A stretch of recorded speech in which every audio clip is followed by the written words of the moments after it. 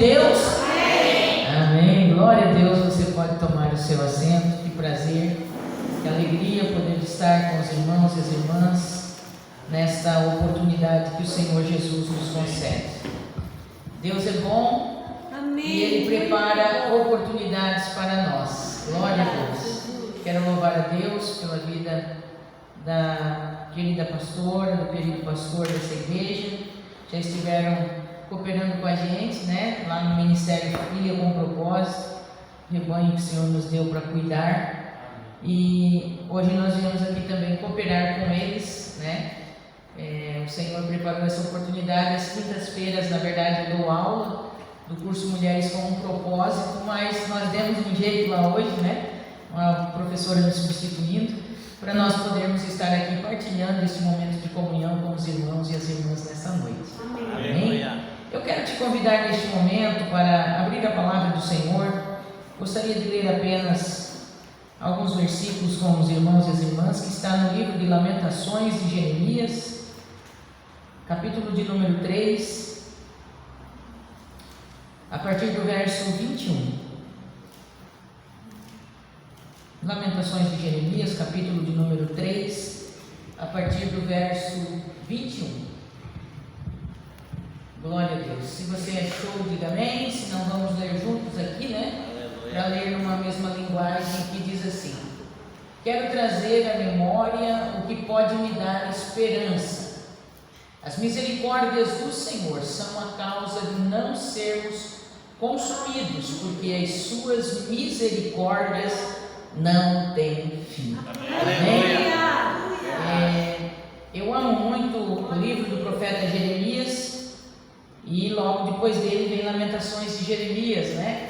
Que é um livro bastante enigmático, profundo, o livro de Lamentações de Jeremias. Desde menina eu cresci na casa do Senhor, fui criada na casa do Senhor por sua grande bondade e misericórdia, né? Não é porque a gente é bom, é porque Jesus que é bom, né? Nasci num lar cristão, com pais piedosos, temente ao Senhor, que criaram os filhos na casa do Senhor, ensinando a palavra do Senhor. Eu aprendi a orar, eu aprendi a ler a Bíblia dentro da minha casa. Hoje eu ensino para as minhas alunas que os filhos, segundo a psicologia, eles só absorvem 15 a 20% do que o pai e a mãe falam. Então é bem interessante papai e mamãe saber, só 15 a 20% do que a gente fala eles absorvem, mas eles absorvem 75 a 80% dos nossos comportamentos. Isso é bem sério, na verdade, né? Porque não adianta eu falar para minha filha ser, eu preciso ser para ela ver. Eu tenho uma filha que o Senhor me deu, hoje ela tem 24 anos, a Sara Raquel, uma moça, né, já formada, graças a Deus. Mas no ano de 2004 eu fiquei viúva no meu primeiro casamento, e a Raquel, né, a gente chamava de Raquel, tinha apenas 7 anos de idade. E logo que eu fiquei viúva, um tempo depois, né, eu tive que voltar a estudar para poder ingressar no mercado de trabalho. Na época meu primeiro esposo era pastor de igreja, né, como diz o pastor Darlan, umas igrejas de Marte. E a gente ficou numa situação bem difícil quando ele faleceu. Faltava 2 meses para ele ser integrado à convenção, então ele ainda não era. E eu fiquei, digamos que não fiquei na rua, porque Deus foi misericordioso, mas a casa alugada que a gente morava como residência de pastor foi pedida. E eu tive que voltar a trabalhar, né? Não deu nem tempo de viver o luto. No ano de 2004, para mim, foi um dos anos mais escuros da minha vida. E se não fosse pela misericórdia do Senhor, eu não estaria aqui testemunhando para vocês que Ele é bom. Aleluia. E eu perdi no mês de junho o meu pai. E 36 dias depois, 26 dias depois, melhor dizendo, mês de agosto, eu perdi o meu esposo na época. Então foi muito difícil para mim me reerguer. Eu tive que voltar a estudar, trabalhar em 2 horários para poder pagar um aluguel, sustentar minha filha. E eu brinco sempre que toda a herança que eu fiquei naquela época foi um Fusca 73 pentecostal, né? Onde a gente parava, ficava uma poça de óleo. Então, mas o Senhor teve misericórdia de mim teve piedade da minha vida. E quando a gente ama o Senhor de todo o coração, irmãs e irmãs, você entende que você não tem outro lugar para correr senão para os braços dele. É verdade. Aleluia, glória a Deus por isso. Tem coisa que só Jesus faz na vida da gente, e não adianta querer fugir para outro lugar. Naquela época foi bem desesperador para mim, e um dia muito triste, depois de achar que alguém que exercia uma autoridade espiritual pudesse me ajudar, mas essa pessoa simplesmente virou as costas. Eu cheguei em casa um dia e literalmente me joguei no chão do meu quarto, em lágrimas. Minha filha estava na escola, e a minha oração foi a seguinte: Deus, eu preciso de um advogado no céu, que se levante a meu favor e julgue a minha causa na terra. Aleluia. E eu chorei muito aquele dia falando com Deus, e depois que eu chorei tudo que tinha para chorar, irmãos, porque oração é uma conversa, né? Às vezes a gente não sabe orar direito. Jesus diz que a gente ora, pede, não recebe porque pede mal. Tem crente que ele vai orar, ele sai igual uma metralhadora, fala tudo que tem que falar, levanta e sai correndo. Daí como é que Jesus vai falar, né? Tem que entrar, falar com o Pai, vai com calma, fica lá, conversa com ele, né? Fica quietinho, depois escuta, ele também quer falar. E naquela tarde, depois que eu chorei, eu fiquei ali com o Senhor, e eu ouvi a doce voz do Espírito Santo que disse assim para mim: levanta e vai na minha casa, porque hoje eu vou falar contigo. Ele podia ter falado no quarto? Podia, mas ele gosta de falar na casa dele também. Sabe o que eu aprendo com Deus, irmãos e irmãs? Que nos momentos mais difíceis da nossa vida, a gente não deve se isolar em casa, esperar que os outros sintam falta da gente. Corre para a casa do Senhor, aleluia. Aqui é um refúgio, aqui é o lugar onde Deus ordena a bênção para o seu povo. É importante você nunca perder o senso de comunhão e de congregar. Isso é bíblico, Deus se agrada. Vem para a casa do Senhor. Sabe por que é tão importante estar aqui, irmãos? Porque Deus é tão maravilhoso que você pode ver, Ele nunca prova os crentes tudo junto na mesma hora. Isso é cuidar de Deus. Isso é cuidar de Deus. Até na família, quando marido e mulher é crente, bate um desânimo, desacursou da vida, vamos mais para a igreja, não quero mais cantar, não vai pregar. O outro se levanta igual um gigante. Que isso, homem? Deus tem uma promessa na tua vida, te levanta. Aí aquele vai, caminha mais uma vez, daqui a pouco o outro se desacursou. Aí aquele que agora está forte, não, que isso, eu estava desanimado, tu me ajudou, vamos para a igreja, vamos buscar o Senhor, vamos dar uma campanha. É assim que Deus trabalha. E na casa do Senhor é igual, tu chega quebrado, não tem nem palavra para orar, dobra o joelho, às vezes perde alguém, não sai nem a voz. Mas de repente, através da oração daquele irmão, Deus suscita força na gente. Deus faz essas coisas.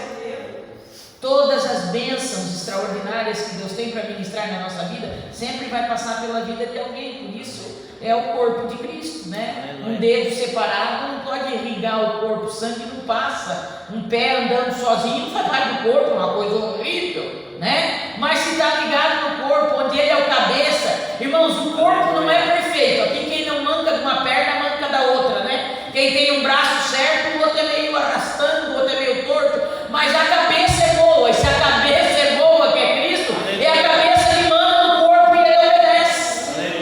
Glória a Deus. E naquele dia eu fui para a igreja.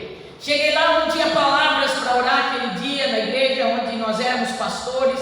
Agora eu não era mais a esposa do pastor, já tinha outro pastor cuidando da igreja. Eu também não era mais a pregadora Sara Pavese, porque fazia 10 anos que eu havia casado. Eu não preguei mais 10 anos. Meu primeiro esposo não entendia meu chamado, casou comigo com uma pregadora. Eu já pregava desde os 12 anos. Aqueles desertos que Deus faz, sabe, vai pulindo a gente. Mas eu entendi que o meu primeiro ministério era a minha família. Não me adiantava pregar para os outros e vir para casa e ter um inferno dentro da minha casa.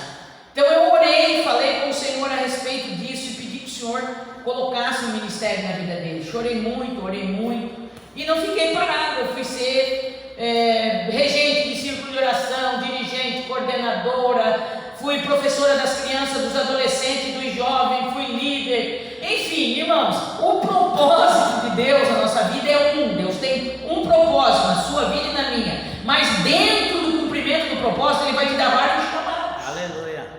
O problema é que tem gente que quer ser pregador, não faz mais nada na igreja. Tem gente que não, meu chamado é para louvar, pastora, então eu não faço mais nada. Que isso, irmão? Às vezes você vai estar num lugar, num momento, que tem um monte de gente que canta, mas não tem ninguém que quer varrer a igreja. Ou você acha que quem canta tem galardão maior do que quem varre a igreja, limpa o banheiro? No reino, irmãos, as coisas não funcionam igual o homem e a mulher julga na terra. Verdade. Na gestão de pessoas numa empresa, quem tem o cargo mais alto, né, ganha mais, é mais visto. No reino é o contrário. Justamente quem não é visto é que ganha o maior galardão. Porque quem é visto já ganha às vezes o galardão tudo aqui na terra. Chega lá no céu, diante do Senhor, tribunal de Cristo, vai queimar tudo, porque já foram reconhecidos, elogiados, já ganham tudo.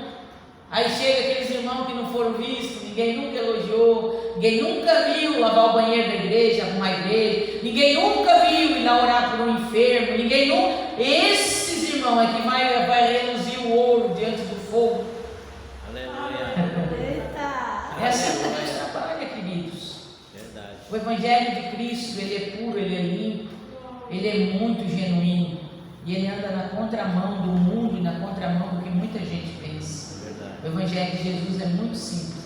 Os homens é que complicam, né, pastor? A hermenêutica, exegese, altos graus de teologia, nada contra, tá, irmãos? Eu tenho formação nessa área, amo estudar a palavra, amo teologia, mas se você não tiver comunhão com Deus, joelho no chão, rendição à vontade de Deus, querido, é tudo conhecimento, só conhecimento, agrega muita coisa, mas é a unção que quebra o jugo, é a comunhão do Espírito Santo que rompe as barreiras, que derrota o inimigo, que abre as portas. Por isso nós não podemos nos afastar dele. Aleluia. E naquele dia eu fui na igreja, sentei assim, depois que orei, só chorei, não tinha uma palavra para orar. Sentei do lado de uma irmã que é analfabeta, ela não sabia ler e escrever, mas pensa uma mulher cheia do Espírito Santo. Quando eu sentei perto dela, ela fala um português atrapalhado, eu sentei, mas ela é uma amada, uma querida, que eu amo como uma segunda mãe. Ela me abraçou naquele dia e me apertou assim, como se fosse a minha mãe não estava ali para chorar comigo aquele dia, e ela disse assim: minha filha, pastora Sara, hoje eu acordei lavando a minha louça, eu vi o teu rosto, o Senhor me fez orar por ti desde de manhã, minha filha, que bom que tu veio, porque o Senhor disse para mim que hoje Ele vai falar contigo nesse culto, e Ele vai te dar um rumo, e Ele vai mudar a tua história. Aleluia. Glória a Deus. E naquele culto Deus falou comigo.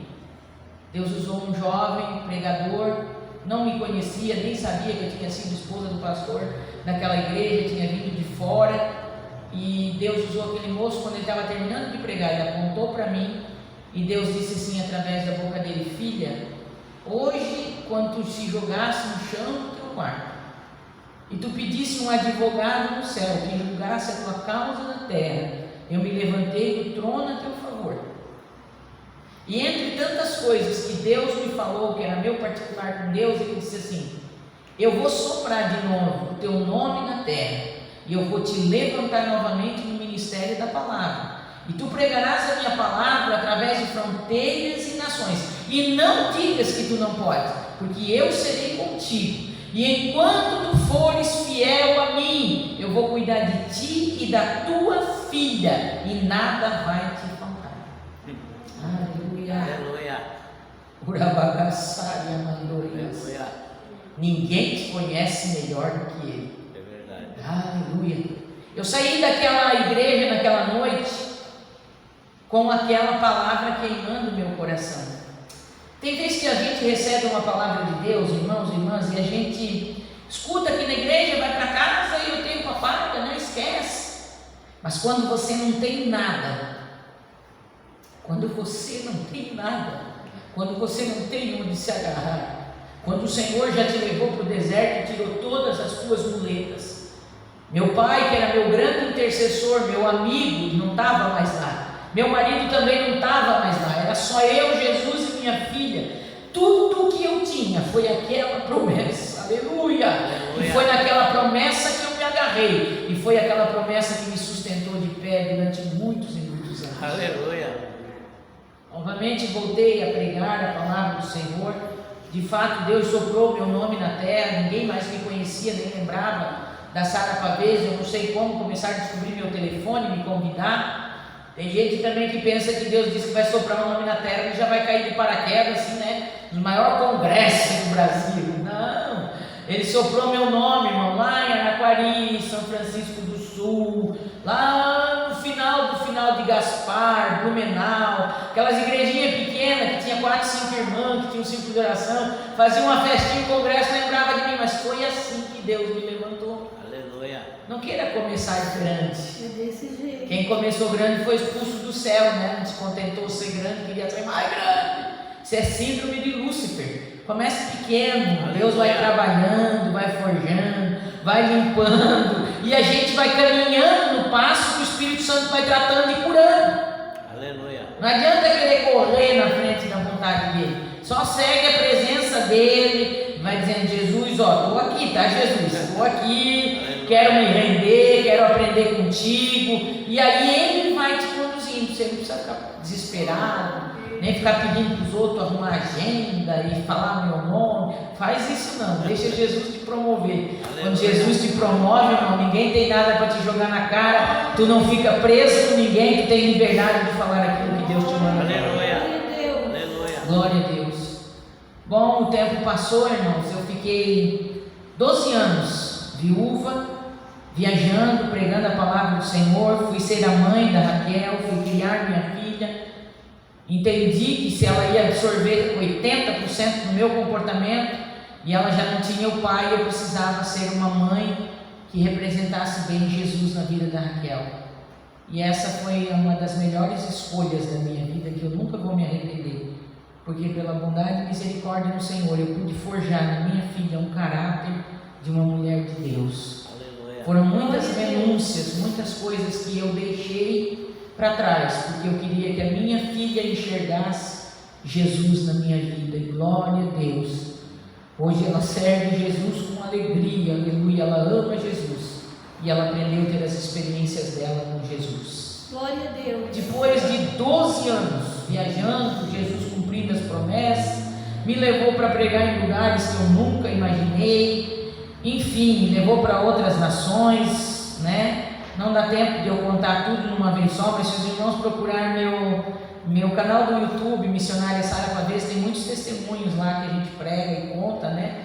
E os irmãos gostam de ouvir testemunhos, porque eu conto, irmãos, aquilo que eu vivi. Eu não conto história dos outros, eu conto da minha vida, eu conto das minhas vitórias, eu conto dos meus fracassos, porque a Bíblia é assim, ela é verdadeira. Por quê? Porque ela não conta só o que Abraão fez de certo, ela conta os tropeços dele também.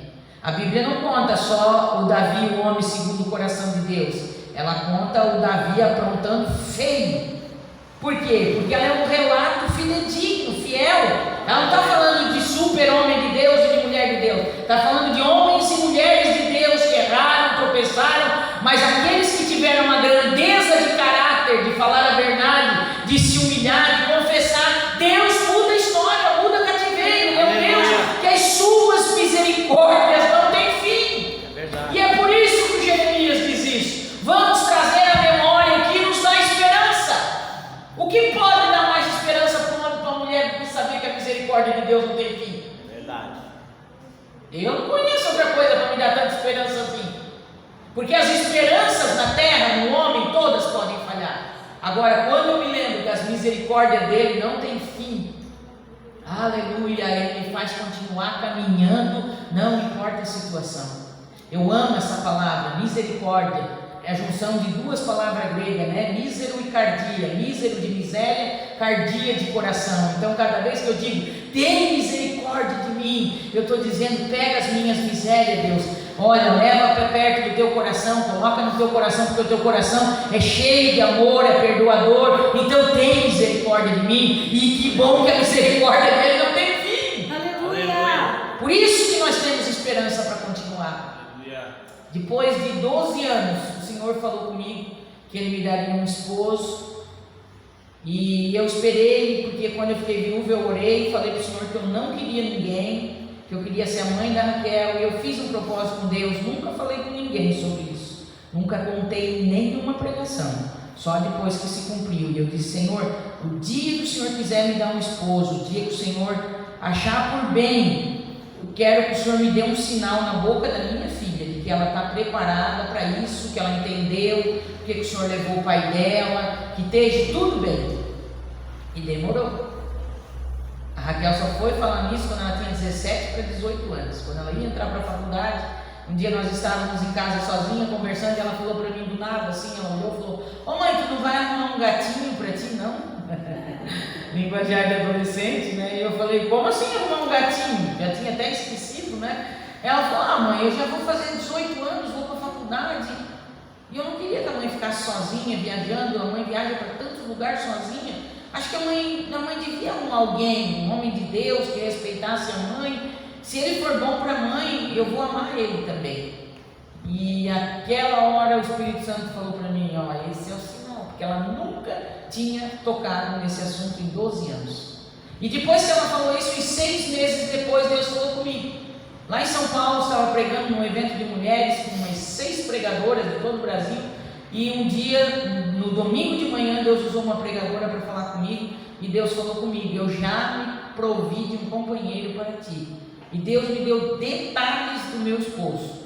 E depois de mais ou menos 1 ano que Deus falou a primeira vez, Deus falou mais 2 ou 3 vezes. E depois o Senhor nos apresentou aquelas coisas que só Jesus faz.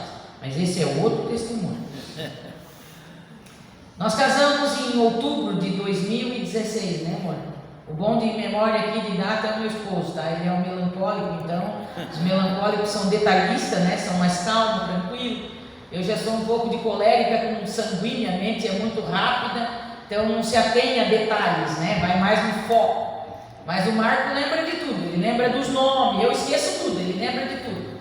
E nós vamos fazer agora em outubro 6 anos, 5, né? 5 anos de casamento. E nesse tempo Deus tem nos levado a muitos lugares. Nosso primeiro ano de casado nós viajamos quase 70 mil, né, amor, naquele carro que nós tínhamos, né? Deus me deu um marido que ama dirigir, ele era motorista, né? Ele continua sendo, mas era motorista de ônibus de viagem. Eu detesto andar de avião, só ando de avião em últimos casos para pregar mesmo, né? Mas daí deu um marido motorista aventureiro, já rodemos praticamente esse Brasil de carro, onde vocês imaginarem que dá para ir de carro, a gente já foi, né? Pregando a palavra do Senhor. De tanto andar por aí, irmãos, de tanto pregar a palavra do Senhor, né? Mais de 12 anos, esse ano agora que passou, se não me falha a memória, fez 17 anos, né? Que eu prego a palavra do Senhor assim, ininterruptamente, né? Antes, praticamente todo final de semana pregando a palavra do Senhor. E a gente vai, às vezes, entrando, irmãos, num piloto automático. Em muitas coisas da nossa vida, nós entramos num piloto automático. Não é que você perde o amor, não é que você perde o fervor, mas é que algumas coisas, às vezes, na correria, passam despercebidas. Alguns sinais que Deus vai dando para a gente, alguns sinais que o nosso corpo vai dando também, a gente não cuida, né? Mas não, eu estou cansada, mas eu vou.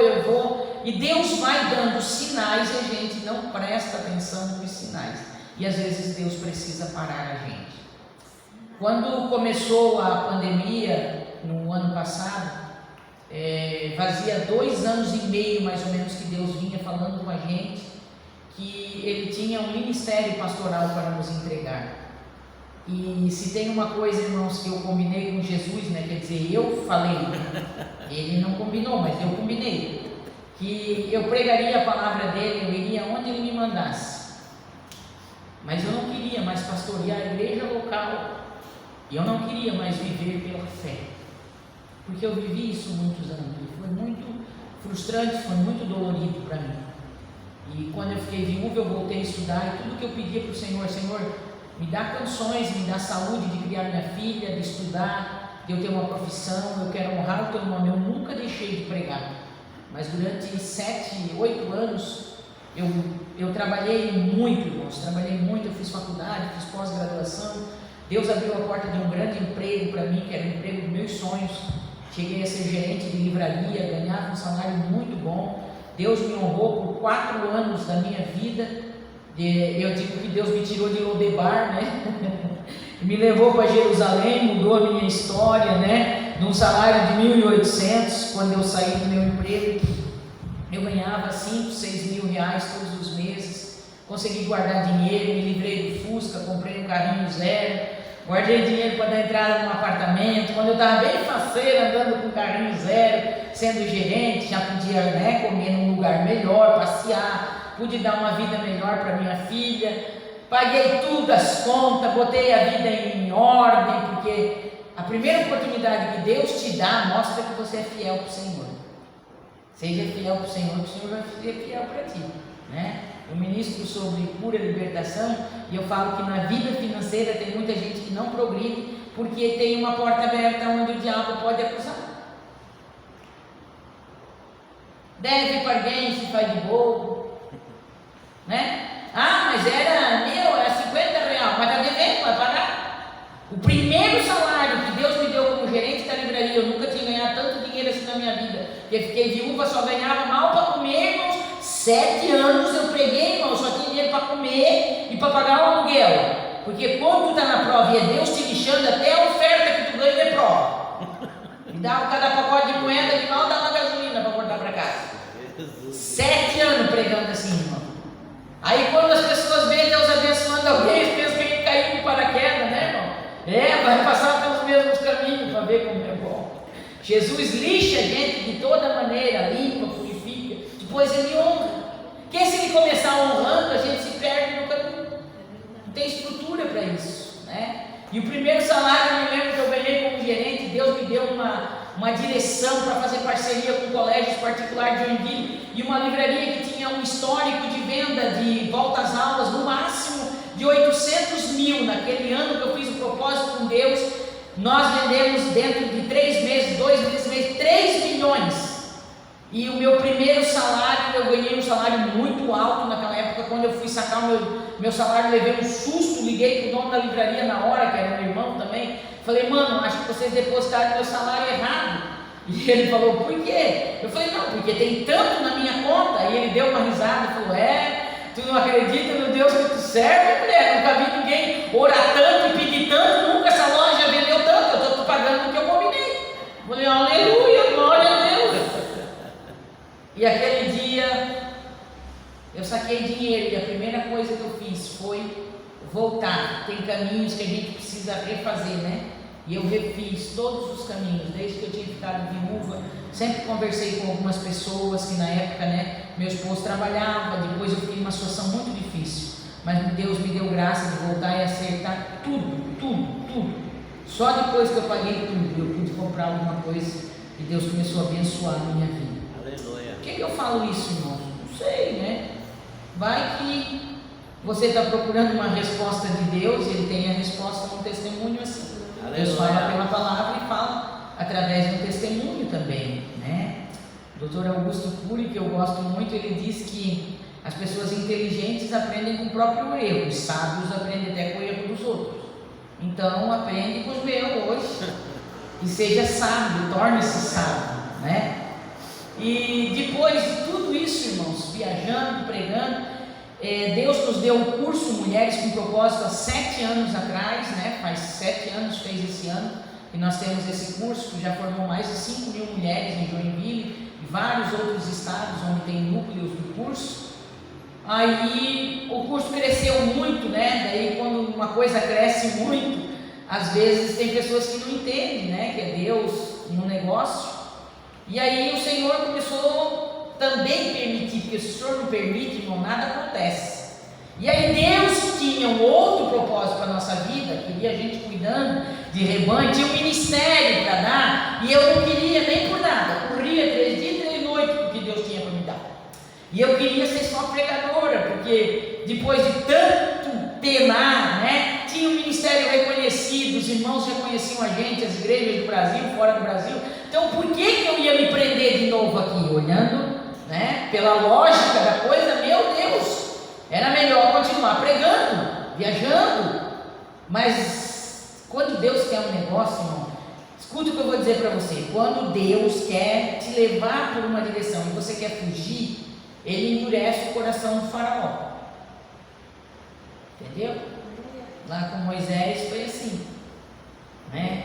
Se não, irmãos, eles não saíram do Egito. Se o faraó não fica bravo, mal criado, não dobra o serviço, não faz eles estavam lá vida. Ai, moçada, eles queriam ser escravos, pô. As pessoas vivem tanto debaixo do jugo que elas se acostumam. Porque eles só chegaram no deserto, irmão, na primeira dificuldade, o que eles queriam fazer? Voltar para o Egito. Mas não era escravo, era, mas lá no Egito eles lembravam da panela de carne, do melão, do pepino, e queriam voltar para o Egito. Se Deus não faz eles atravessar um mar vermelho e não fecha o mar, eles voltavam correndo. Eu ministrei ontem sobre isso, irmãos. Tem coisa na vida da gente que Deus faz um corte reto, pastor, e acabou. Ele te mostra o caminho para ir e apaga todos os rastros. Não deixa pedacinho de pão que nem na história de João e Maria, para não cortar muito para trás. Porque se ele não fechar certas portas, a gente volta para trás. E ele faz essas coisas. E com Israel foi assim. Passou, fecha o mar e pronto, acabou. E eles não sabiam outro caminho para voltar, porque eles eram escravos. Quando atravessa para a terra prometida, que nós estamos estudando o livro de Josué, é a mesma coisa, porque era outra geração já, né? Na liderança de Josué era outra geração. A Bíblia diz que eles atravessam o Jordão, a mesma coisa, Deus fecha o Jordão atrás deles. Estão entendendo como é que Deus faz com a gente? Aleluia. Ou vai ou vai. E Deus fez assim na nossa vida, Ele foi me deixando sem saída. 2 anos e meio, Deus falando com todo lugar que a gente ia.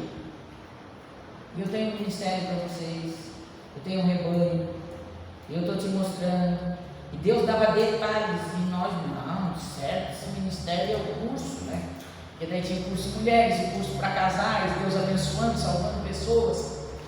Até que, ano passado, o último congresso que eu preguei foi na cidade de Cosmópolis, em São Paulo, um grande congresso de mulheres da Assembleia de Deus de Madureira.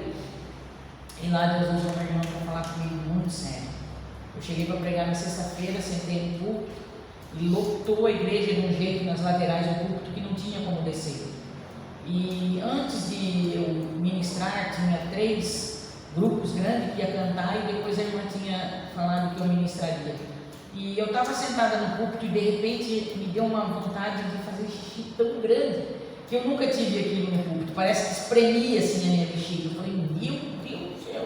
Olhei para um lado, para o outro, aquela gentarada, falei, e agora? Aí falei para a irmã que estava lá, minha querida, eu preciso de um toalete.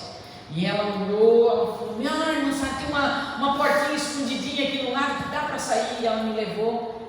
E quando eu saí do toalete, que eu fui lavar minha mão, tinha uma senhora me esperando. E ela falou assim, minha filha, você é missionária, Sara? Sou. Então, eu tenho uma palavra de Deus para entregar para ti, tem que ser antes de tu pregar. Eu falei, então tá. Ela falou, olha, quando te apresentaram lá que você ia pregar, nunca te vi, minha filha.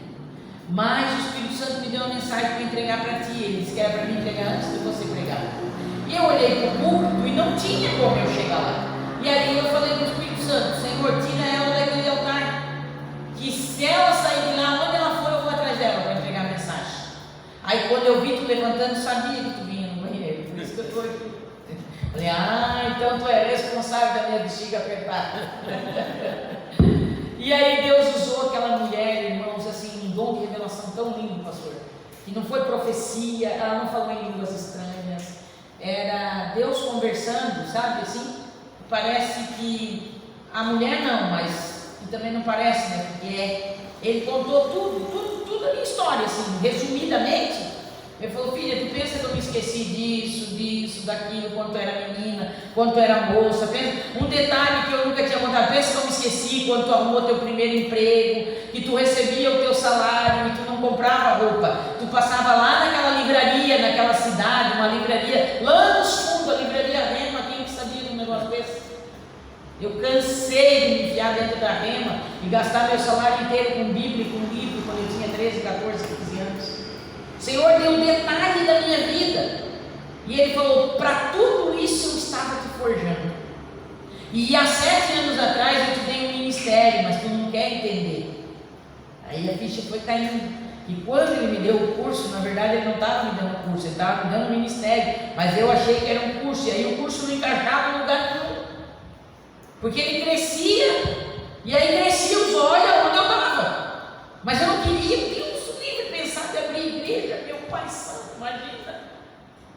Aí o Senhor foi falando, e o Senhor falou assim, Eu só preciso, filha, que tu aceite, que tu diga, que tu te rende, que tu aceita o meu propósito, porque eu te dei esse sonho para sonhar e tu não quer sonhar o sonho que eu te dei. Mas se tu disser para mim que tu aceita, o Senhor falou exatamente assim: eu vou trazer à existência o que já existe, e tu vai ver o que eu vou fazer em pouco tempo. Aí eu falei: meu Deus, não adianta mais, agora não adianta mais fugir. Quando eu saí do congresso naquela noite, nós chegamos no hotel, conversei com meu esposo, falei: amor, não vai dar mais para fugir. Deus falou assim, assim, assim, o que tu acha? Ele falou: Sara, se Deus falou, vamos obedecer a voz de Deus. Eu falei: não, tu tem noção, né, do que nós vamos abrir mão, né? Tem noção do que vão chamar a gente também, né? E ele disse: estamos juntos. E aí nós viemos para Joinville decididos.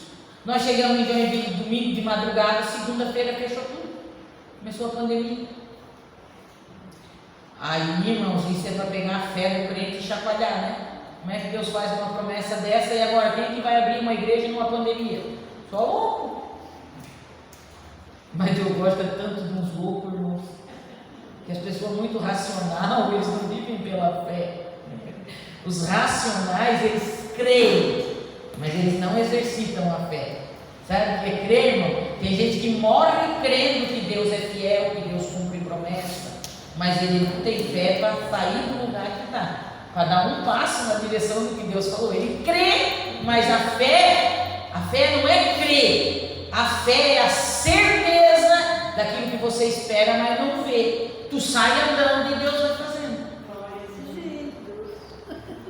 É uma coisa meio louca, né? Como é que se explica isso? Bom, primeiro que fé não se explica. Como é que você explica a certeza de algo que não existe? Então, quando alguém te chamar de louca, não fica triste não. Dá glória a Deus, né?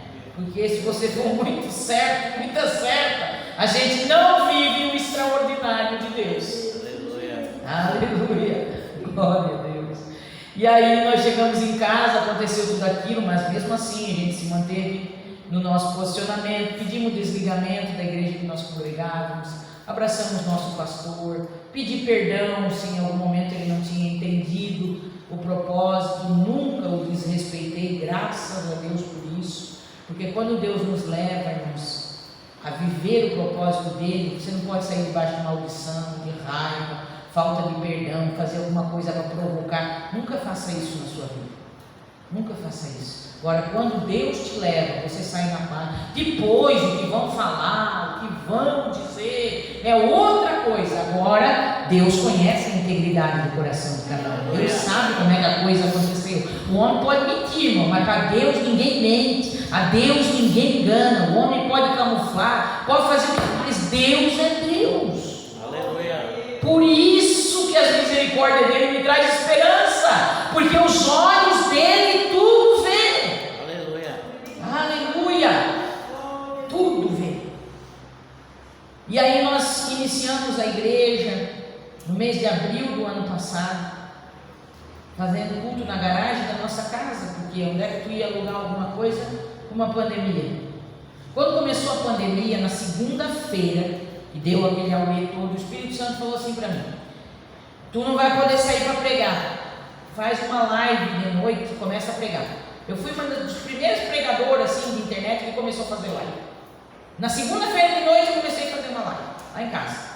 Eu, meu esposo, nós botávamos hino na TV da sala, fazia um culto mesmo com os irmãos.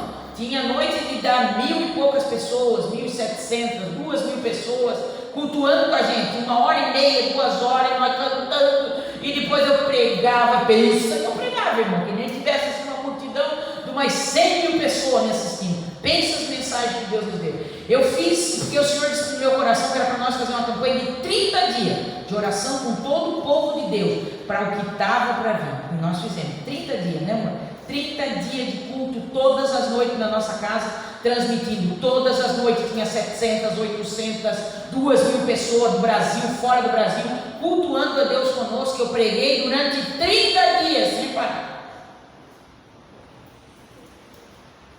E Deus estava nos preparando para tudo que a gente viveria. Nós começamos a nossa igreja na sala da nossa casa, depois na garagem, mesmo na pandemia, irmão. Chegou um dia que tinha 60 pessoas dentro de uma garagem.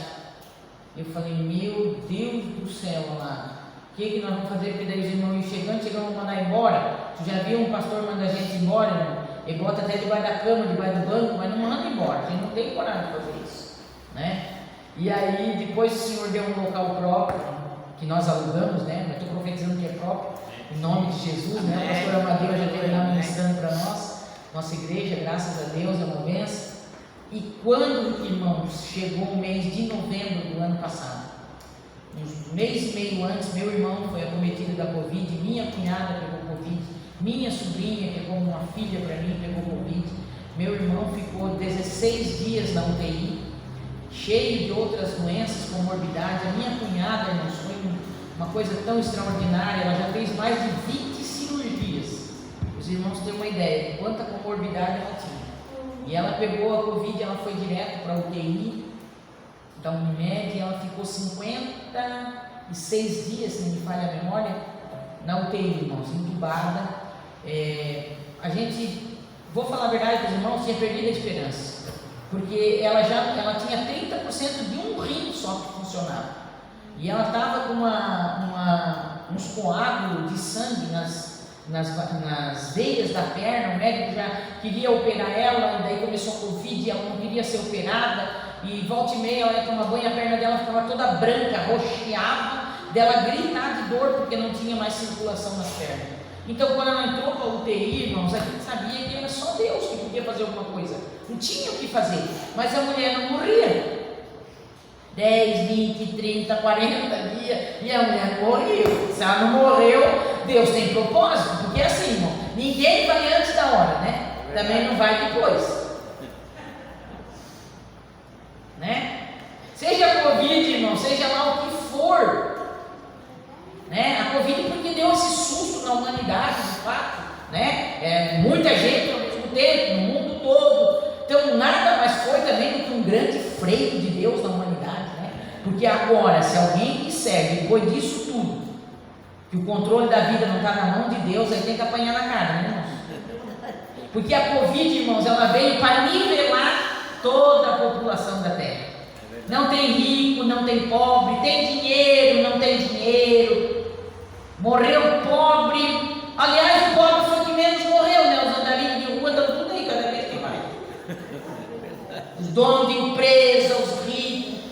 Não adiantou, irmãos, ter dinheiro. Ninguém estava preparado para isso. Não tinha famoso, não tinha anônimo, pregador famoso ficou trancado dentro de casa. O simples também ficou. O cantor mais famoso perdeu tudo as agendas. Ficaram tudo dentro de casa. Foram tudo nivelado. Tudo nivelado. Essa foi uma das maiores lições para mim que Deus está deixando nessa pandemia. É verdade. Que Ele tem o controle de tudo. Aleluia. Aleluia. Nada escapa do controle dele. Não tem governo do mundo que pôde fazer nada que Deus não permitiu fazer. Aleluia. A Bíblia diz que Ele habita no alto e sublime trono, mas também dentro de um coração quebrantado e contrito. A Bíblia diz que Ele põe na palma da mão as águas de todo o oceano, e a Bíblia diz que a terra é só o estrago do pé dele. Aleluia.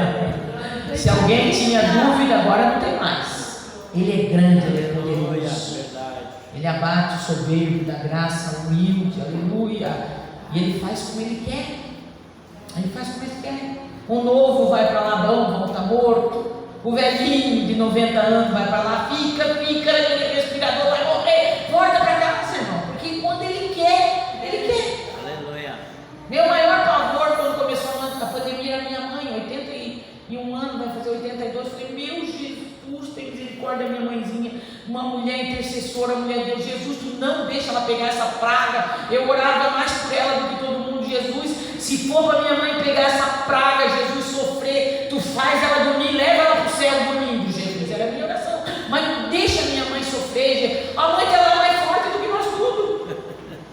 Todo mundo já pegou Covid, ou ela não pegou, ou ela não sente nada, tá lá, velhinha, a gente vai lá visitar, tá firme, beija todo mundo, agarra todos os netos que vão lá, que não adianta mandar ficar isolada, que ela não fica, italiana, não der 10 beijos, 5 abraços, não tá bom? Tá lá viva,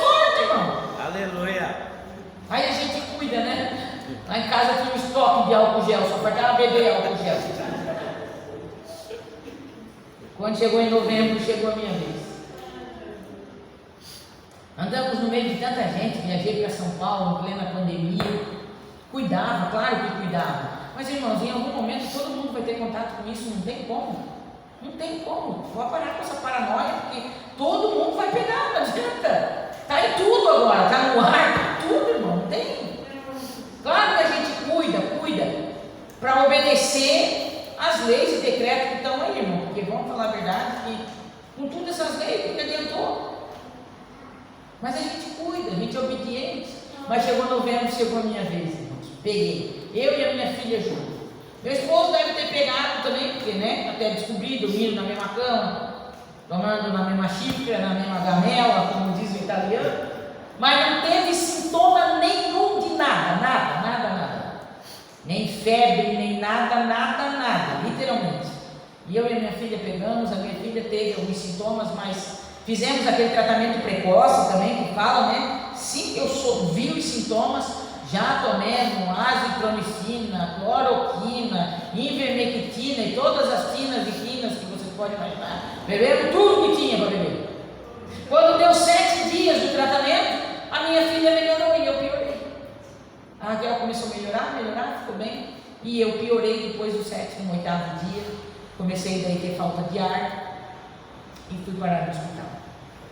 Aí era o que Jó disse, né? O que eu temia me sobreveio, o que eu tinha medo me aconteceu. E parei no hospital, um dia fiquei no quarto, mas tive uma crise muito forte de falta de ar, e a enfermeira ficou bastante assustada e me transferiram para a UTI do Hospital São José na época.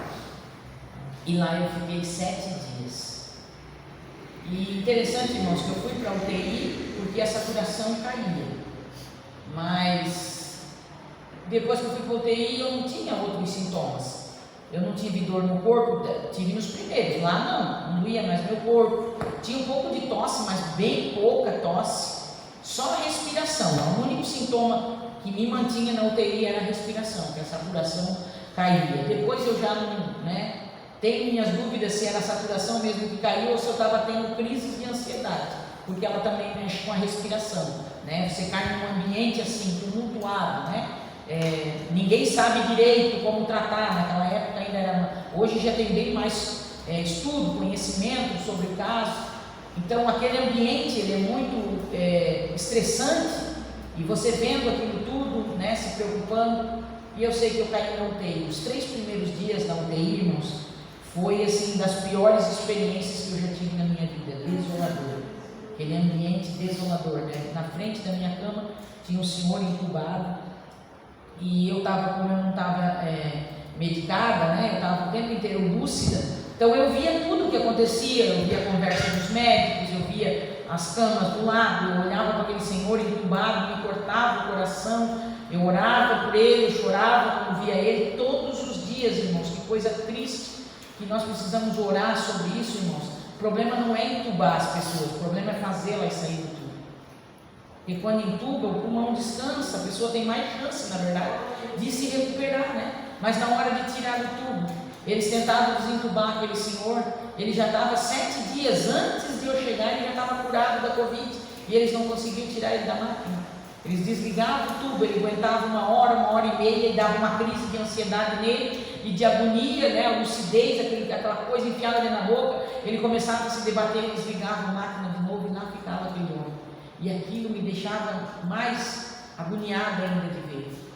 E teve um dia de noite que eu tive uma crise muito forte de falta de ar, e ali eu vi o cuidado de Deus, irmãos. Porque quando eu estava tendo aquela crise muito forte, tinha 2 médicos plantonistas, e um deles assim, com um temperamento já mais agitado, né, aquele médico mais estressado, coitado, certo, cansado, ele veio para me ajudar, que as enfermeiras pediram ajuda para colocar uma outra máscara que eles têm, que é muito mais forte, né, que é a última tentativa que eles fazem antes do tubo. E quando eles vieram com aquela máscara, esse médico era muito nervoso e eu estava agonizando já, né? Uma das piores sensações que tem é você perder o ar, né? Então, respirar é o maior presente que Deus dá para a gente. E quando eu estava naquela agonia, que o ar não vinha, ele veio e coloca aquela máscara forte de oxigênio, que ela é toda travada no teu rosto, né, com uma borracha de silicone, não pode entrar nada de ar, e eles ligam o oxigênio. E quando eles ligam, uma pressão muito forte, parece que dá um soco no meio da cara, tu fica mais abobado ainda, e aí se tu não pegar o jeito que a máquina faz para respirar, tu morre ali asfixiado mesmo. E muita gente, eu acredito, que é nessa agonia que a pessoa perde a noção e acaba sendo entubada, né? E quando ele colocou aquela máscara naquela agonia que eu estava, e ele começou literalmente quase que gritar, e dizia: respira, dona Sara, se ajuda, senão a senhora vai ser entubada. Quem já está tendo uma crise de ansiedade, tu vai dizer que ela vai ser entubada, né? Nessa hora Deus foi tão misericordioso que veio um outro médico, sem ele chamar, veio um outro médico, e aquele homem era muito calmo. Eu disse para o meu esposo, depois que eu saí de lá, irmãos, que a impressão que eu tinha é que tinha um diabo de um lado e o anjo do outro. O diabo gritava comigo: respira! É claro que eu queria respirar, meu pai.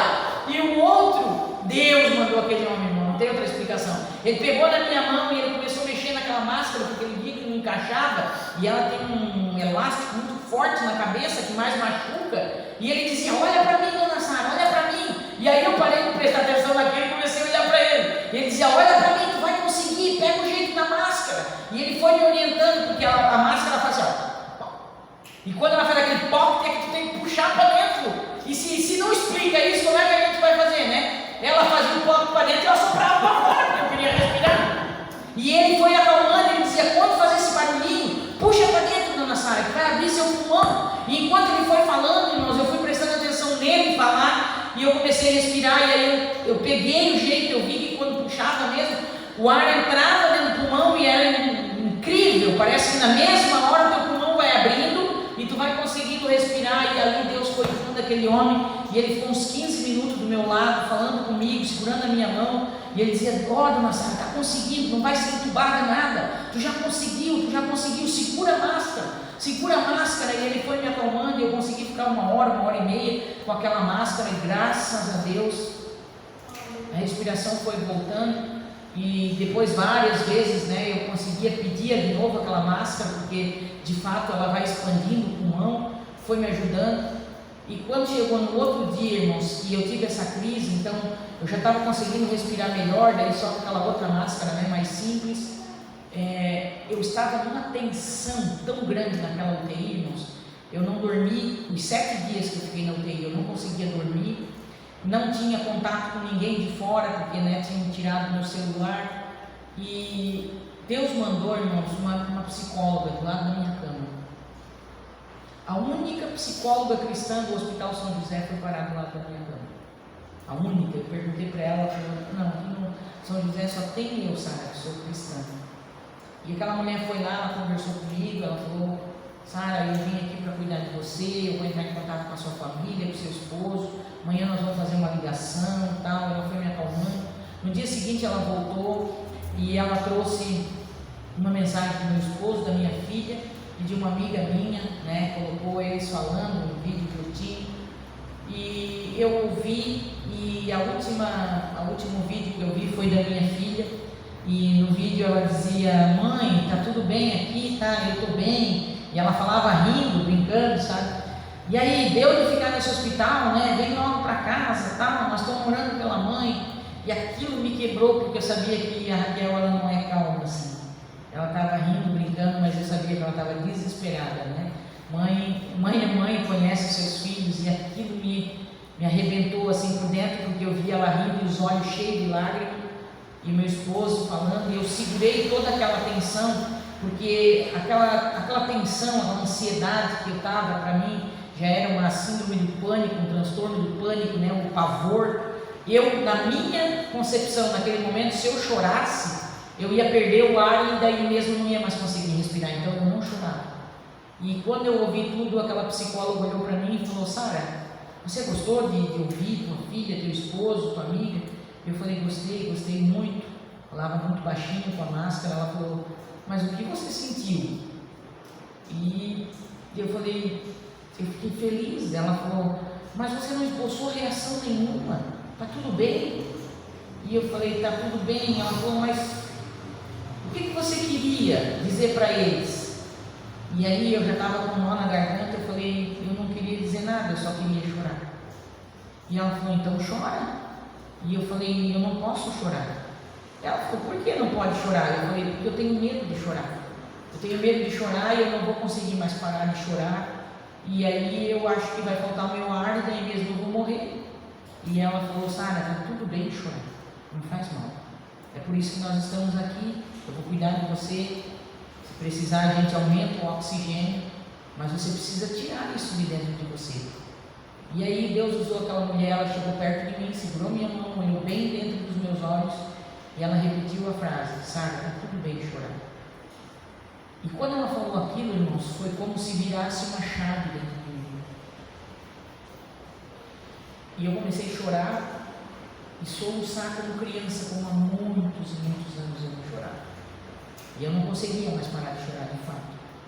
Só que foi interessante que quanto mais eu chorava, eu olhava no monitor que media a saturação, ao invés de cair, ela subia. Eu comecei a chorar com uma saturação de 89, quando eu vi estava em 94, 95. E eu falei, meu Deus, que benção chorar, eu vou chorar mais. E ela ficou mais um tempo comigo, depois ela se foi. E a partir daquele momento, irmãos, para resumir, eu chorei 3 dias e 3 noites, literalmente sem parar. As enfermeiras vinham na minha cama, o médico dizia, está tudo bem, dona Sara, o que está acontecendo? E eu dizia, está tudo bem, eu só quero chorar.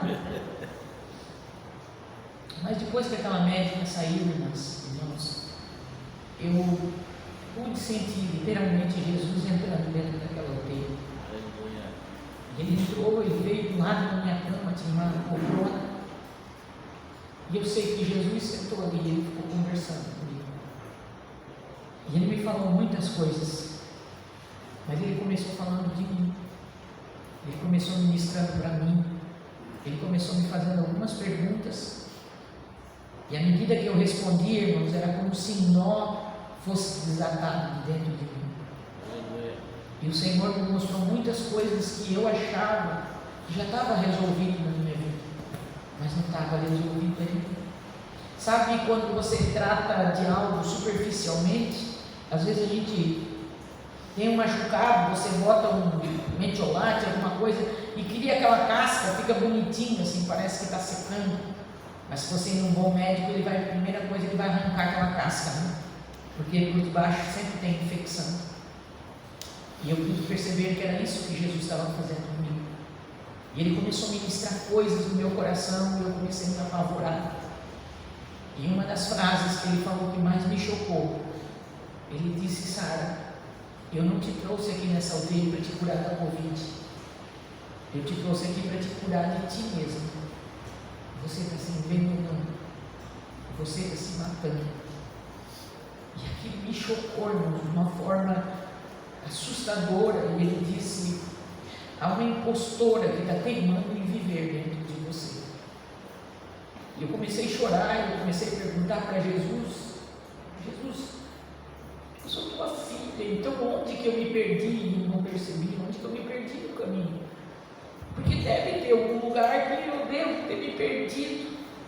E aí o Senhor começou a falar comigo, me trazer à memória, irmãos, coisas que eu jamais me lembraria. Fazem 15 anos que eu ministro.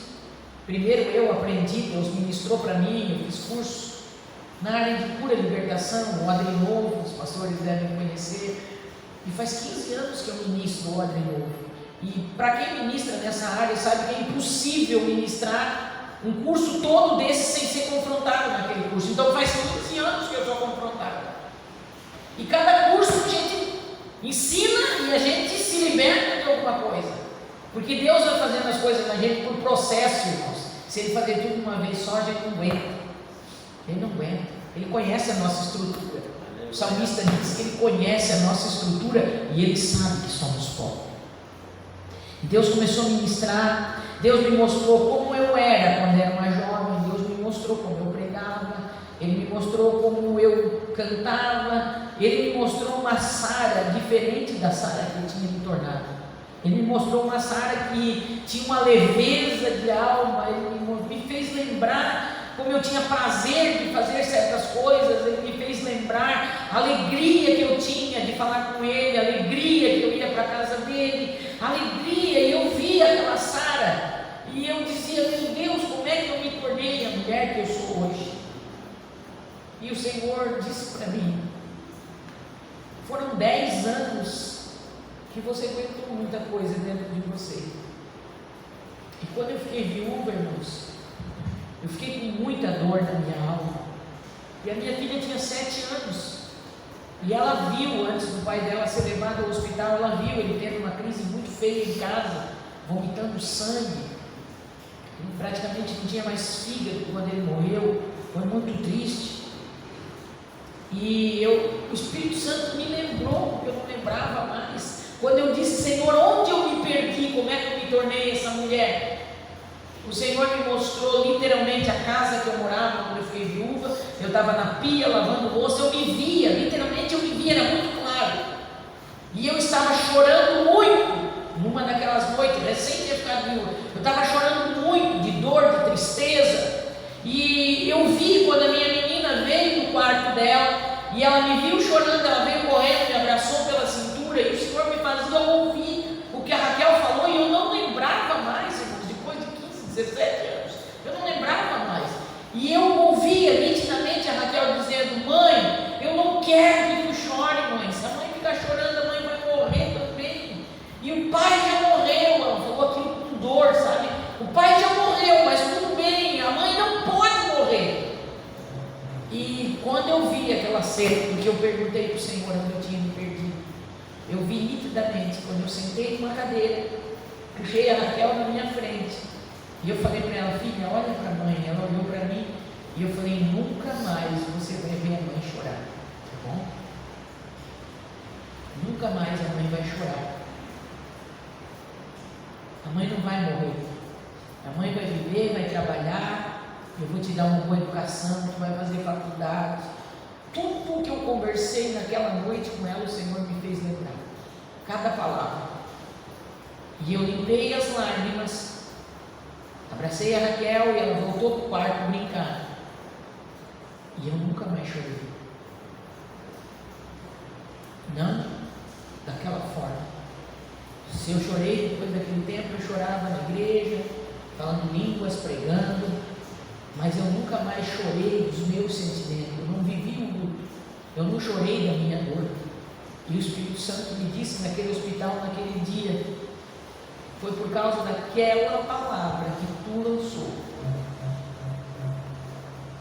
que deu legalidade para que uma dureza entrasse no teu coração. E tu nunca mais se deixou ver como realmente você era. E eu pensei, irmãos, de verdade, que isso era certo fazer.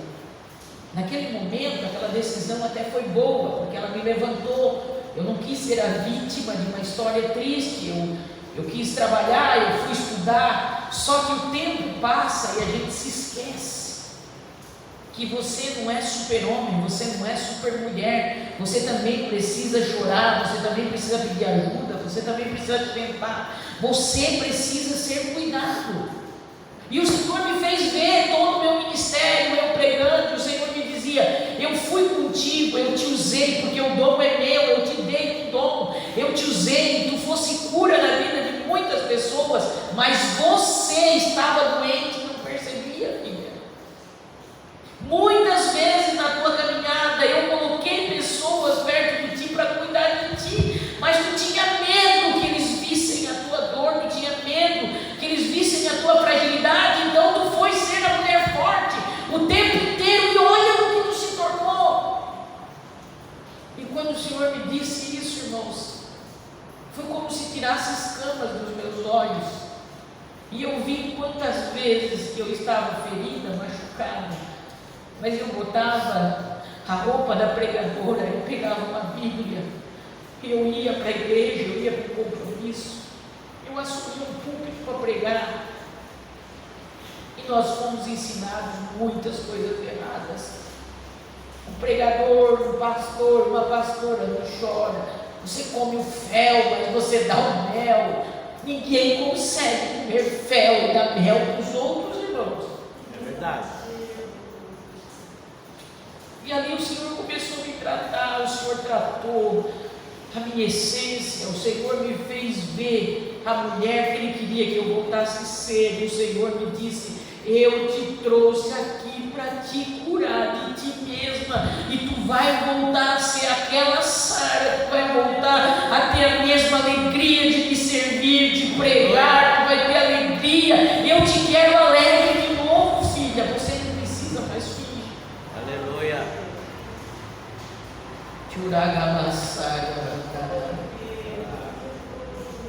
Foi 3 dias e 3 noites, irmãos, chorando sem parar, e Deus ministrando, e Deus ministrando, e Deus ministrando. Depois que Ele ministrou tudo para mim, Deus me mostrou pessoas que eu precisava voltar, pedir perdão de novo, tinha caminhos que eu precisava refazer. Eu já tinha pedido perdão, eu achava que estava tudo certo, mas aí quando Ele revelou o meu coração, eu vi que ainda doía, machucava ainda, tinha feridas ainda que eu pensei que estava cicatrizada, mas lá naquela UTI Jesus tirou as cascas das feridas. Eu sei que Ele te trouxe aqui nessa noite. Eu não me preocupo hoje, irmãos, se eu prego para 1.000 pessoas, 10.000, ou se eu prego para 4, porque eu prego para a noiva do Cordeiro, e hoje foi você que o Senhor trouxe aqui para ouvir essa palavra, e então é com você que Ele está falando, e é você que Ele está tratando, e quem sabe alguém que está nos ouvindo lá em casa está sendo alcançado por essa palavra também nessa noite. E eu voltei naquela noite que eu chorei o dia inteiro. No outro dia ela chegou, a psicóloga, e fez uma ligação daí ao vivo com meu esposo, com a minha sobrinha, e quando eu vi minha sobrinha, o Senhor falou algo comigo. O Senhor disse: convoca eles para orar por ti, para interceder por ti. E o Senhor disse assim para mim: filha, porque o meu esposo falou já na primeira mensagem: amor, tem milhares de pessoas orando por ti, porque o meu Face, Instagram, ficou tudo congestionado, e tanta mensagem crente de toda parte do Brasil e do mundo dizendo que estava orando pela missionária Sara Pavese. E por isso o Senhor falou algo que me chocou muito, irmãos. O Senhor disse para mim: filha, tem muita gente que se acostumou a dizer no automático: eu estou orando por você, mas não ora, não dobra o joelho e não ora. O Senhor falou: desses todos que estão dizendo que estão orando, nem 30% está orando de verdade por ti. E o Senhor disse para mim: e há uma batalha travada no mundo espiritual, há demônios lutando para tirar a tua vida, porque eles sabem que se eu te tirar daqui, o quanto eu ainda vou te usar, porque Deus me deu palavras, pastora Tadeu, que eu precisava entregar para pastores, para pastora. Tem lugar que eu ainda não fui, tem muitos que eu já entreguei, pessoas. Deus deu um direcionamento que Ele queria para o ministério da nossa igreja. Deus me deu palavras que eu precisava compartilhar com meu esposo, com outros pastores. Foi algo muito profundo que Deus fez, e havia uma guerra travada, pastor. Dentro daquela UTI é um lugar muito carregado, irmãos, espiritualmente falando. Toda noite, irmãos, eu orava, e todo dia clareava, eu orava, eu dizia: Senhor, bota os teus anjos na porta dessa UTI, Senhor, enquanto eu estiver aqui, Senhor. Tu não deixa ninguém morrer nessa UTI, Tu és o dono da vida. E por 7 dias naquela UTI não morreu ninguém. Na UTI da Covid, onde eu estava, não morreu. Porque todo dia eu perguntava para as enfermeiras: não morreu ninguém, dona Sara. De ontem para hoje, não morreu ninguém. E teve uma noite que o Senhor me mostrou nitidamente, irmãos, o espírito de morte entrando por dentro, e uma pessoa do lado da minha cama aquela noite, a noite inteira teve entre a vida e a morte. E o Senhor me mostrava, irmãos, como um vulto preto, e eu via os olhos abertos, não estava doida não, nem variada, irmãos. Eu estava recebendo medicação, só uma inflamação no pulmão. Eu não fui medicada para nada, em momento nenhum, porque eles viam que eu estava lúcida, eu falava, eu respondia, e entrava, irmãos, aquele vulto passou em volta de todas as camas, passou atrás da minha cama, e quando passou atrás da minha cama, eu repreendia na autoridade do nome de Jesus, e eu dizia: vai embora, morte, o sangue de Jesus tem poder, o dono da vida está aqui, e enquanto o dono da vida estiver aqui, tu não leva ninguém. E era uma guerra travada, irmãos, e eu não conseguia vencer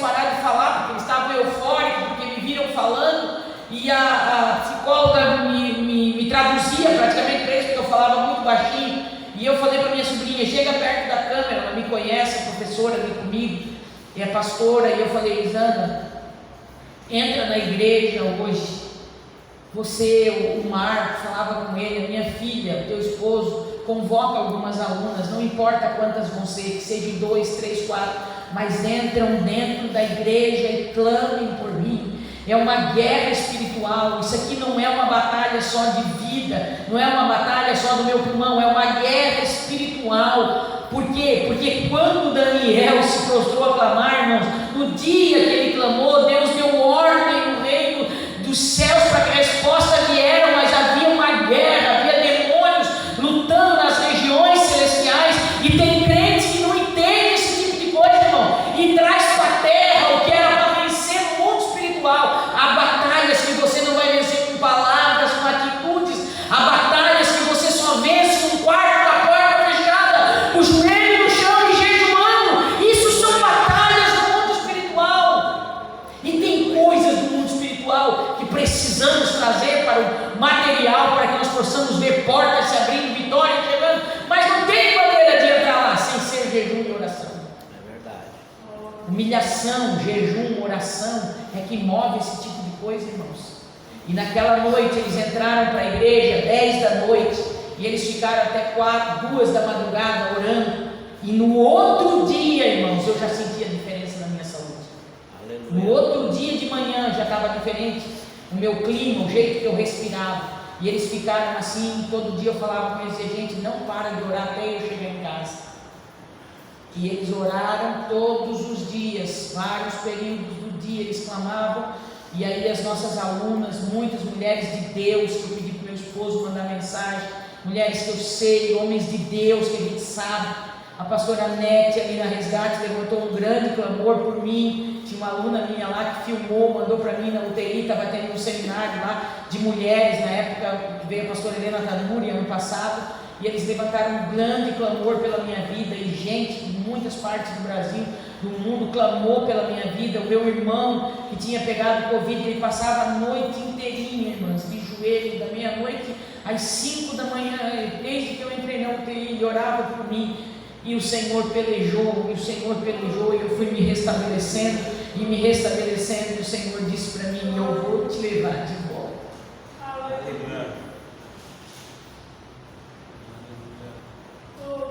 Eu vou te levar de volta. E por onde tu passar, não esqueça de falar com a minha igreja, que eu sou o dono da vida.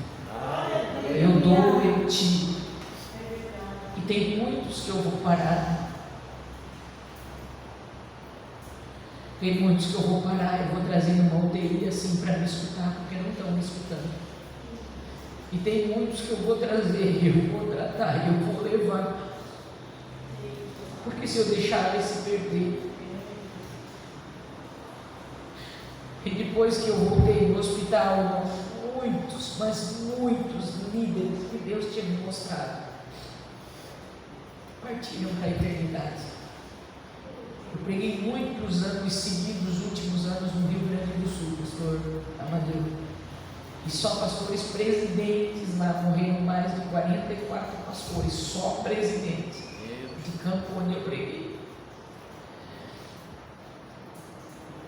Houve uma grande colheita de Deus na terra, ainda está acontecendo.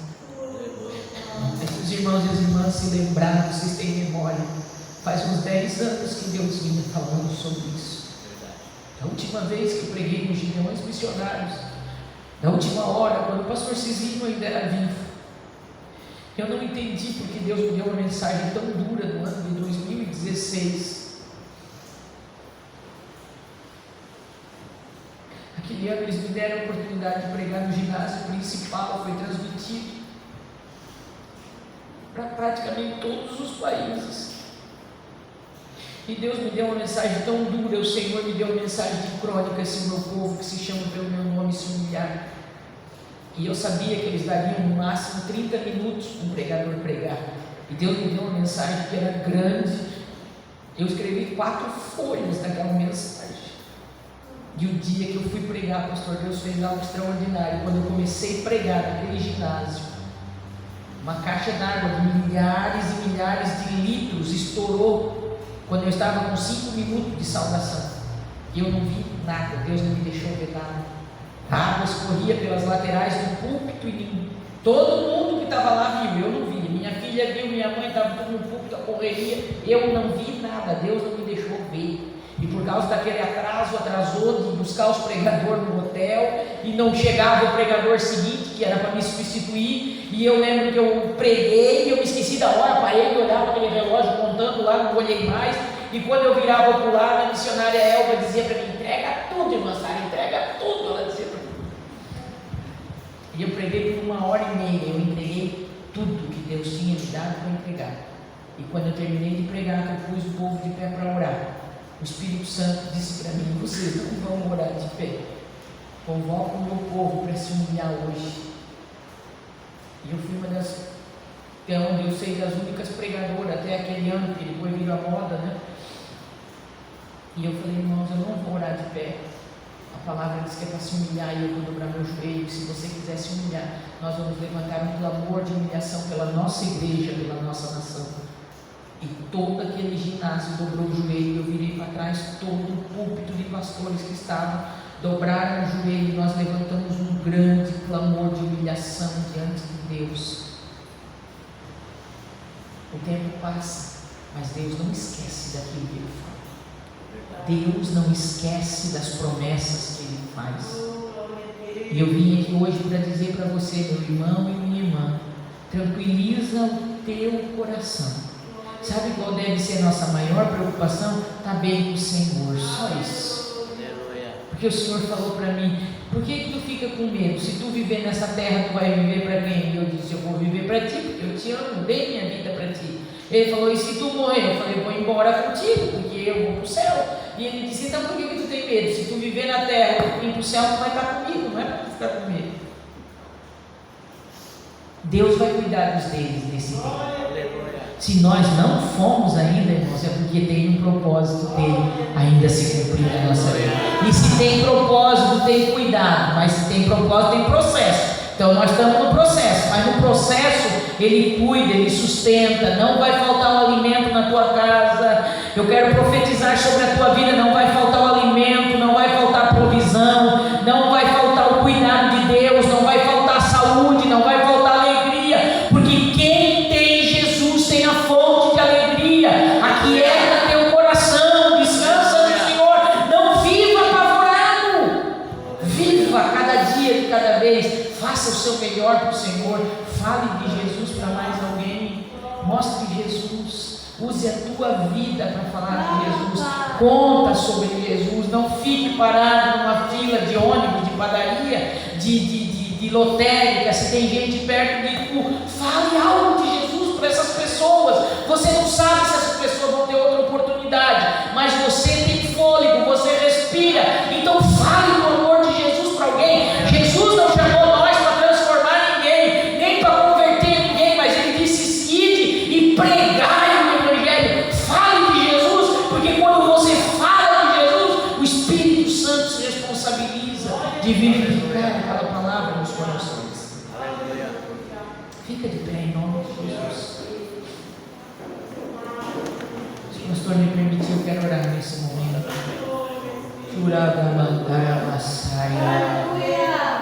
Sabe qual precisa ser a nossa oração, irmãos e irmãs? Rendição. Nossa, eu orei e falei com o Senhor, eu nunca mais vou fingir nada, Jesus. Até porque Ele sabe quem você é, Ele sabe quem eu sou. Seja quem você é. Mostre quem você é. Você não precisa mostrar o que não é para ninguém. Isso é pecado, isso é mentira, isso é hipocrisia. Isso só estraga a gente. Viva o que Deus te chamou para viver. Obedeça a palavra de Deus. Obedeça a palavra de Deus. Siga a palavra de Deus. A palavra de Deus orienta tudo que a gente tem que fazer. A palavra de Deus diz como é que um crente deve se vestir, como é que um crente deve viver sua vida financeira, como é que ele deve honrar seus compromissos, como que ele deve honrar o esposo, a esposa, os filhos. A palavra de Deus tem todos os conselhos que a gente precisa. Não se apegue a que homens e mulheres que estão mais comprometidos com mídia, com aparecer, a pregar mensagem que todo mundo quer ouvir. Não se apegue a isso, querido. Jesus está voltando. Fique com a palavra. Escute pessoas simples, mas pessoas que tenham unção de Deus na vida. Pare de correr de um lugar para o outro. Se coloque do lado de homens e mulheres de Deus. Vocês têm pastores abençoados aqui. Prefira ouvir eles, que vocês conhecem testemunho, conhecem vida, do que andar atrás de grandes eventos, queridos, com gente que não é comprometida com Deus e não tem nada para acrescentar na nossa vida. Não é mais tempo de você procurar a mensagem que você gosta de ouvir. É tempo de você dobrar o joelho e dizer: Espírito Santo, fala o que eu preciso ouvir, mas não me deixa perder meu tempo dentro da tua casa usando o nome de crente. Eu quero ser crente que vai morar no céu. Aleluia. Ele não precisa de orações bonitas, ele só precisa de palavras sinceras. Churiagabassai, mandoriagassai, churicalabas, te mandou. Eu sinto uma presença tão gloriosa dele. Há um bálsamo do céu descendo aqui nessa noite. Há um renovo de Deus chegando aqui na vida de crente, que veio aqui pedindo para ouvir a voz do Pai. Fala com teu Pai nessa hora, rasga teu coração para Ele, conversa com Ele, pede para Ele tirar esse impostor, essa impostora que quer viver dentro de você. Diga para Ele que você está cansado de ser o que não é, de fingir, de mostrar. Tira essa capa hoje, tira tuas vestes hoje e diz: Senhor, eu sou isso aqui, Senhor, é isso que eu sou, mas eu sou carente da tua graça. Ele não espera que os seus filhos sejam perfeitos, ele só espera que os seus filhos sejam sinceros.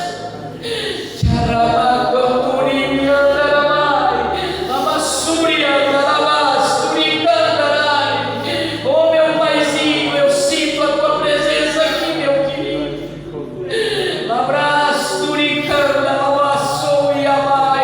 Aonde tem um coração sincero agora falando contigo, onde tem uma filha, um filho sincero, Senhor, que está se despindo diante da tua presença, que está suplicando a tua misericórdia, a tua graça. Toca nela agora, Jesus, toca nele agora, Jesus. Limpa a alma, limpa o coração, arranca esse peso, arranca essa angústia, arranca essa dor, arranca essa falta de perdão e ministra na vida, Senhor.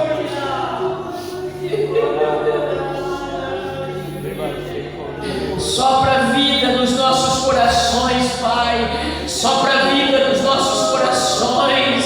Sopra essa cinza dos altares, Pai. Nós queremos viver o fogo do Espírito Santo, o verdadeiro avivamento que começa de dentro para fora, que começa com arrependimento, com confissão de pecado, que começa com limpeza na alma, Senhor.